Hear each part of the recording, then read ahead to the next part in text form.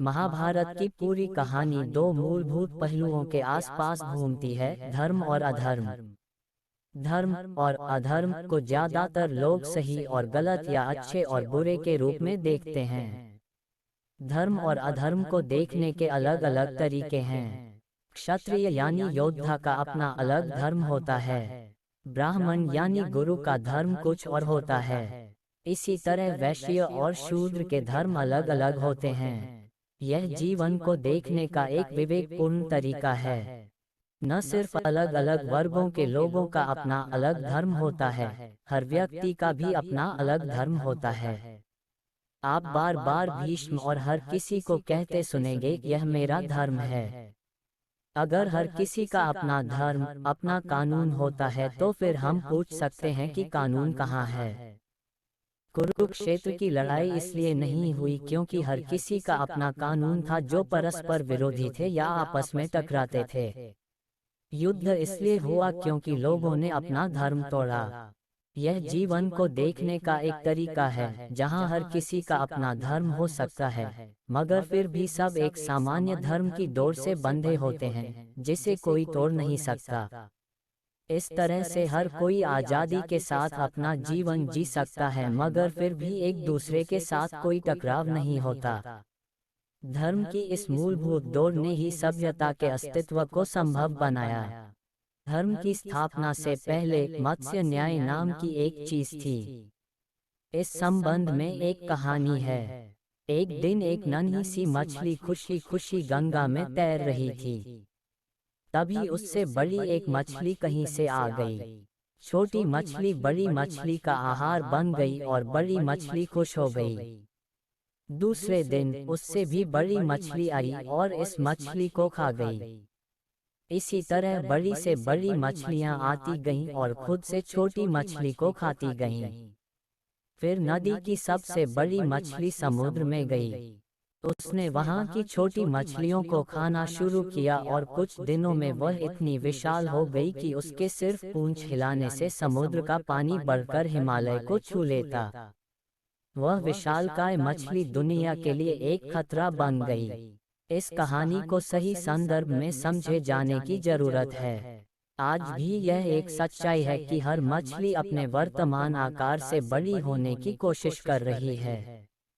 अगर सारी मछलियां एक ही रफ्तार से बढ़ेंगी तो वह एक सभ्य समाज होगा। लेकिन यदि एक मछली विशालकाय हो जाए तो समाज के मूलभूत नियम और सभ्यता चूर चूर हो जाएंगे। उस बड़ी मछली की सनक कानून बन जाएगी। मत्स्य न्याय से आगे बढ़कर इंसान ने ऐसा समाज विकसित करना चाहा, जहां हर व्यक्ति के पास अपनी आज़ादी हो और वह समाज में नियमों की मूलभूत डोर को तोड़े बिना अपने नियम पर चल सके। उस डोर को तोड़ने से टकराव होगा। समाज में हर कहीं, यहाँ तक कि सरल भौतिक पहलुओं में भी सरल नियम कानून बनाए जाते हैं। मसलन, भारत में हम सड़क के बाईं ओर गाड़ी चलाते हैं। मगर भारत एक विविध संस्कृतियों वाला समाज है जिसमें बहुत से लोग असभ्य और स्वच्छंद हैं जो तय नहीं कर पाते हैं कि उन्हें सड़क के किस ओर गाड़ी चलाना है। महाभारत के समय ऐसी स्थिति थी जब कुछ मछलियां बहुत बड़ी हो गई थीं और नियमों की मूलभूत डोर का सम्मान नहीं करती थीं जो हर व्यक्ति को अपनी आज़ादी दे सके। जब नियम कानून या धर्म की बात की जाती थी तो उसे सिर्फ एक नागरिक संहिता की तरह नहीं देखा जाता था, न ही उसे सिर्फ समाज में सुख शांति के साधन के रूप में देखा जाता था। धर्म या कानून सिर्फ इंसानों द्वारा अपनी प्रतिभा, प्रेम और आज़ादी की अभिव्यक्ति के लिए भी नहीं था। धर्म का मतलब तो जीवन को इस तरह व्यवस्थित करना है ताकि हर कोई अपनी चरम प्रकृति की ओर बढ़ सके। अगर आप अपनी चरम, मूल, दिव्य प्रकृति की बढ़ रहे हैं तो आप धर्म में रत हैं। अगर आप नहीं बढ़ रहे हैं तो चाहे आप किसी को नुकसान नहीं पहुंचाते, आप धर्म में नहीं हैं। महाभारत में धर्म का संदर्भ यही है। जब कोई कहता है यह मेरा धर्म है तो इसका मतलब है कि चाहे वह उन्हें पसंद न हो, उनके लिए सुविधाजनक न हो, मगर अपनी चरम प्रकृति तक पहुंचने का वही उसका रास्ता है। जब भीष्म ने कहा, यह शपथ मेरा धर्म है, मैं इसे किसी कीमत पर नहीं तोड़ूंगा, चाहे कुरुवंश और पूरा साम्राज्य तहस नहस हो जाए। हालांकि मैं अपना पूरा जीवन साम्राज्य के लिए समर्पित करने को तैयार हूँ। उनके कहने का मतलब यह था कि उनके मुक्ति पाने का तरीका यही है और वह उसे नहीं छोड़ेंगे।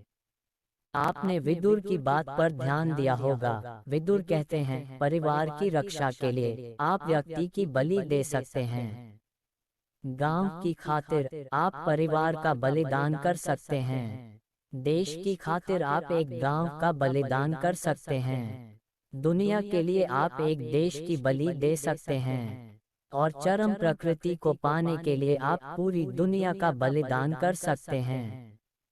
धर्म को इसी संदर्भ में देखा जाता था। लोग साफ तौर पर देख सकते थे कि चरम प्रकृति ही चरम लक्ष्य है और उसका महत्व सबसे अधिक है। आगे जारी।